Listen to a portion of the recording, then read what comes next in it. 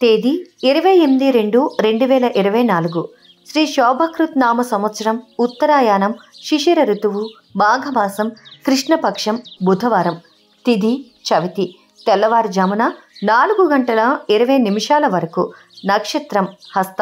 ఉదయం 7:33 వరకు వర్జ్యం సాయంత్రం 4:29 నుండి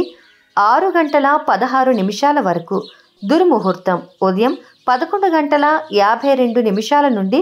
మధ్యాహ్నం 12:49 వరకు శుభ సమయం రాత్రి 3:13 నుండి తెల్లవారుజామున 5 గంటల వరకు